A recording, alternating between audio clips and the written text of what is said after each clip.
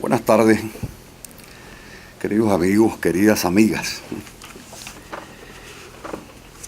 He traído un texto por escrito que espero que se ajuste exactamente al tiempo que nos ha sido concedido.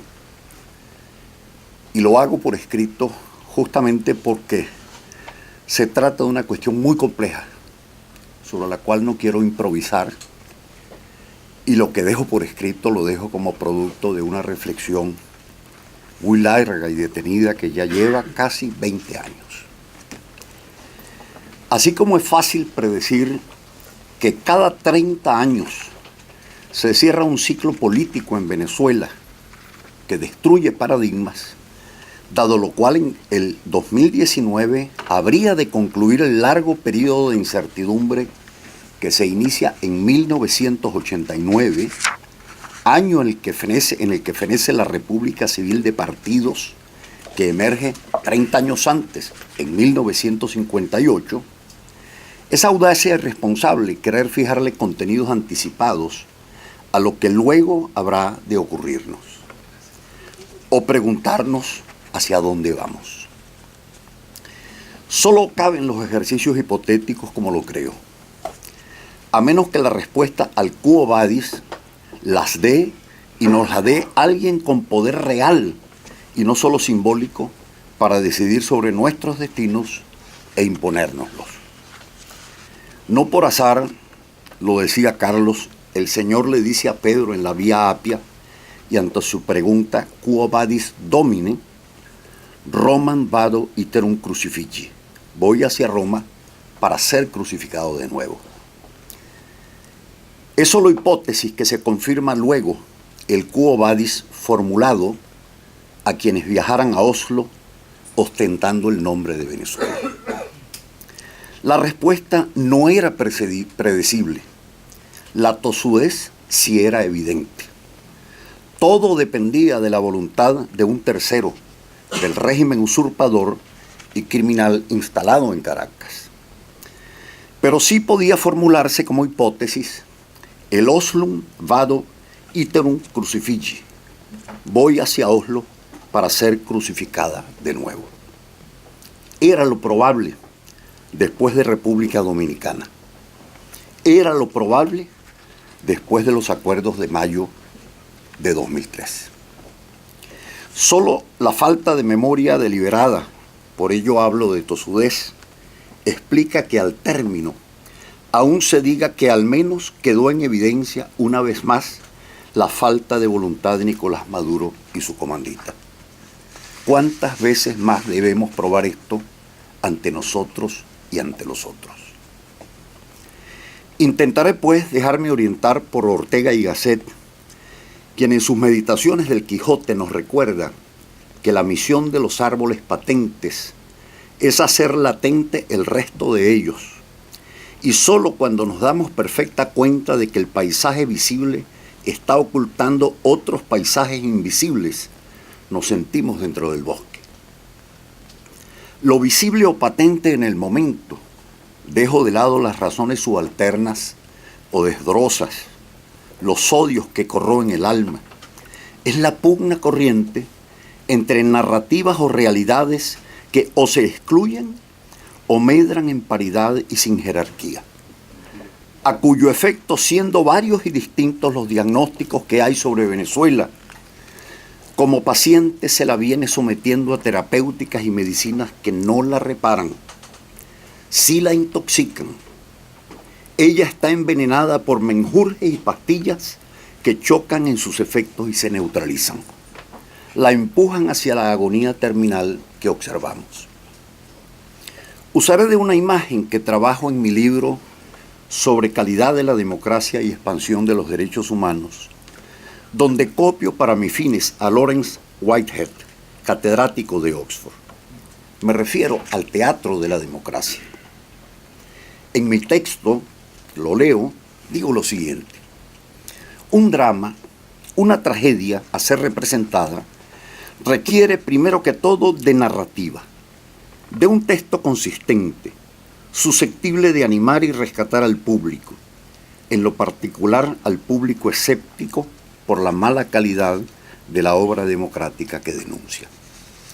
Y allí agrego, solo el texto de una obra permite ordenar el reparto de los actores, en el caso los actores de la democracia, para que al margen de sus actuaciones respectivas, las individuales, todos a uno logren armonía de conjunto y un desenlace exitoso a la trama. Y para que al término ganen todos con la satisfacción emocionada del auditorio que los mira, que también es partícipe central de la obra. El público que observa desde la galería, esto lo señalo en mi explicación, puede captar en los actores de escena discursos distintos e inconexos, que pueden corresponder o no a los niveles distintos y las variantes de los diálogos planteados en los textos. Mas lo cierto es que a lo largo de la obra y al término, no la pueden desconocer quienes ocupan las butacas del teatro y ya han pagado su abono con el sufrimiento. Luego del clímax de la obra, donde todo es aparente confusión, sucesivamente se deberían resolver los conflictos entre los personajes de la trama. Así finalizo mi descripción. La audiencia no puede ser olvidada por los actores, como si estuviesen en un ensayo permanente dentro de un teatro cerrado, y ha de ser tenida presente a riesgo de su decepción. La crítica, como ha de esperarse, he aquí a los guerreros del teclado, jamás será complaciente, hará correr ríos de tinta. Observando la cuestión venezolana, aprecio antes bien dos asincronías o narrativas que de buenas a primeras se excluyen, forjando además una de ellas otras varias obras de teatro e impidiendo que se tenga al menos una que sea exitosa. De un lado hay un teatro oculto, que no quiere ver o no puede verlo ni escucharlo el auditorio, acaso por el ruido de los actores sobre la escena que se lo impide o le distrae. Es el teatro que en paralelo se desarrolla cada día tras el telón y más allá en los bastidores de espaldas al público. Su título es El Señor de los Cielos secuestra a Venezuela. Tiene sus actores, cuenta con una narrativa y amalgama a su público cultor, así sea muy reducido. Lo que es peor, tiene su mira sobre lo que ocurre en el escenario del teatro abierto y en los actores que caminan sobre aquel y vierten sus diálogos. La trama del Señor de los Cielos es coherente. Canibaliza el cuerpo de Venezuela y lo posee con violencia. La deja sin territorio. Expulsa a sus hijos dejándolos huérfanos y le quita la autonomía de la voluntad. La infesta con sus drogas y crímenes. Y en cada obra, cada noche, mata al Estado y a la nación venezolanas. Esa obra avanza. Se repite de modo constante mientras el público acude a la otra, a la obra de la democracia y en el teatro de la democracia. Pero con un pero, no se trata esta, como lo digo, de una obra, sino de varias, que se escenifican a la vez y sobre el mismo escenario. Sus narrativas y tramas son varias y distintas, tanto que confunden al público dentro del teatro y no logran captar su atención, menos sumarlo para que se haga parte activa de la representación. Esas obras varias que están en el escenario abierto tienen sus títulos, tienen sus diálogos propios. Uno, La Casa Amarilla o Aquí no pasa nada. El otro, Cese de la usurpación, gobierno de transición, elecciones libres. Un tercero, que acaso resucitaría a José Ignacio Cabrujas, Caja de Gatos, o Encuentro entre socialistas embarbados. Esta explicación pedagógica, en modo alguno busca aliviar las penalidades de la tragedia que comento y sufrimos los venezolanos, los de la diáspora hacia adentro, los de la diáspora hacia afuera, y para provocar hilaridad en quienes me escuchan con paciencia. Pretendo, sí, y esto pretende, mostrar el bosque más allá de los árboles, sobre todo cuando hace apenas pocos días se ha presentado en el teatro un visitante ilustre, acucioso, muy observador y veterano, Gustavo Tarre Briceño.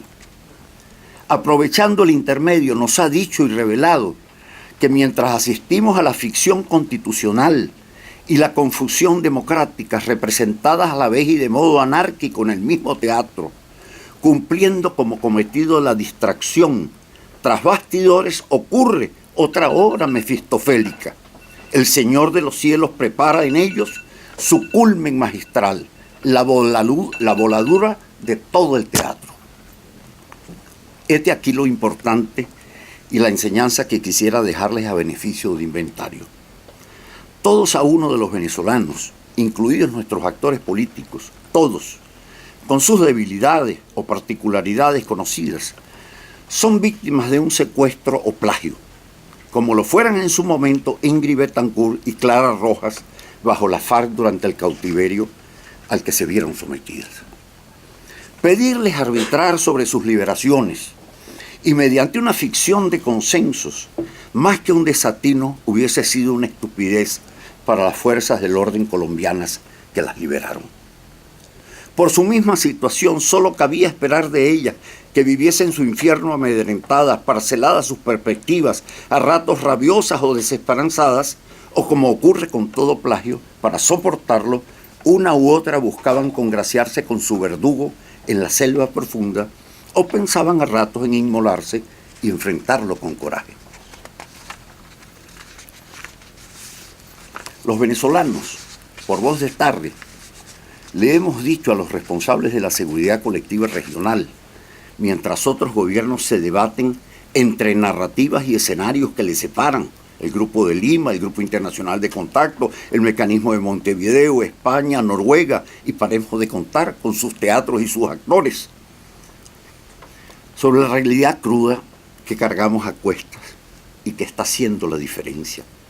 Ella corta las aguas desde una perspectiva real y abre el telón y muestra su trastienda.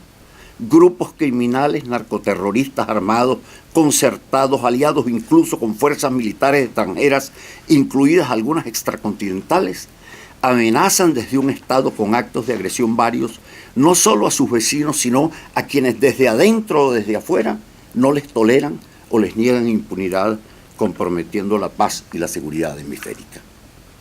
No se trata más, en efecto, de un conflicto entre actores políticos y moralmente equiparables, menos de una disociación entre perspectivas ideológicas que antagonizan en lo doméstico y en medio de acusadas deficiencias institucionales y democráticas, causando supuestamente lo que han causado, y que requerirían ser conciliadas políticamente, como al término insisten en ello los europeos, la canciller socialista Federica Mogherini, la España de Sánchez e incluso la alta comisionada de Naciones Unidas, Michelle Bachelet.